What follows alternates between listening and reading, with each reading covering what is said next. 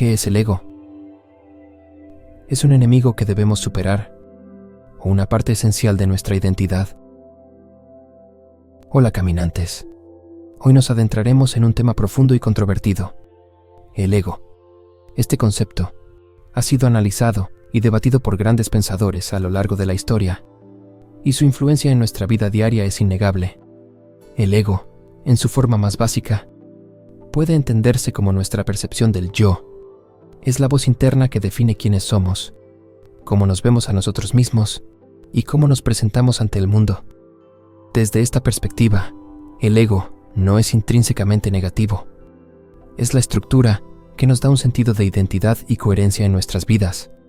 Sin embargo, cuando el ego se inflama, puede convertirse en una barrera que nos separa de los demás, alimentando la arrogancia, el miedo y el sufrimiento. Algunos enfoques filosóficos sugieren que el ego es una ilusión, una construcción mental que nos hace creer que somos entidades separadas y aisladas en un universo vasto y complejo. Desde esta perspectiva, el ego nos atrapa en un ciclo de deseos insatisfechos y ansiedades, perpetuando una falsa sensación de control. Para Descartes, el padre de la filosofía moderna, el ego es la esencia del ser, el núcleo de nuestra identidad. Es a través del pensamiento consciente que afirmamos nuestra existencia. Sin embargo, este enfoque también inicia una larga tradición de dualismo, separando el yo pensante del cuerpo y el mundo exterior, lo que refuerza una visión del ego como una entidad autónoma y aislada. En la filosofía existencialista, el ego es visto como una herramienta para dar sentido a nuestra existencia. Jean-Paul Sartre, por ejemplo, argumenta que el ego es una elección, una manera de proyectar nuestra libertad y asumir la responsabilidad de nuestras acciones.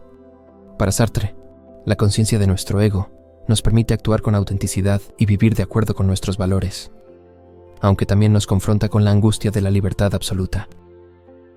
Nietzsche desafió la concepción tradicional del ego, viéndolo como una manifestación de la voluntad de poder.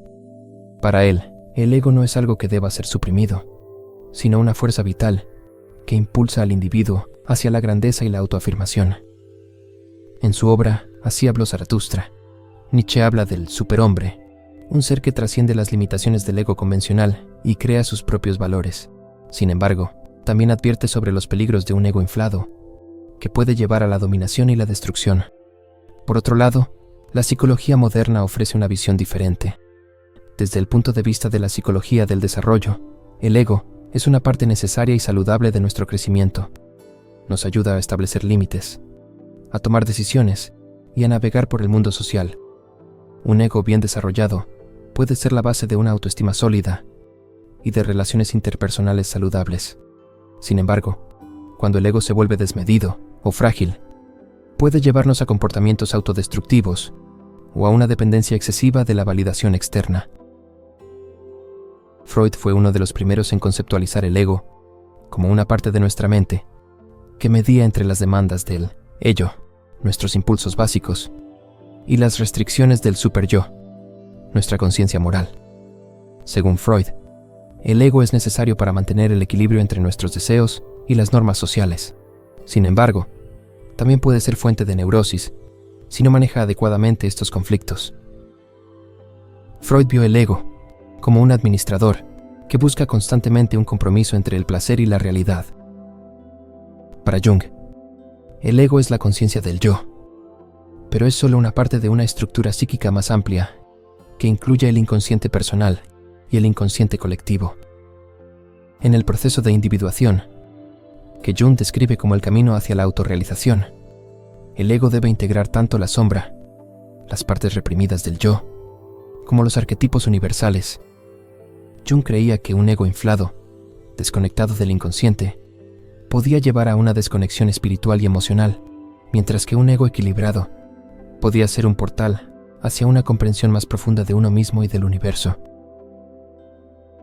Desde la espiritualidad, el ego ha sido interpretado de varias maneras, a menudo como un obstáculo en el camino hacia la iluminación.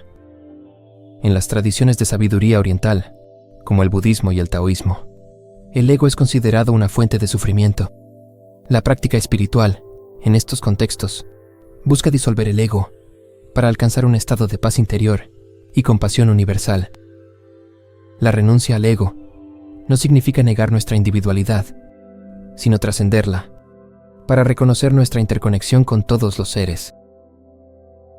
En el budismo, el ego es visto como una ilusión que perpetúa el ciclo de sufrimiento.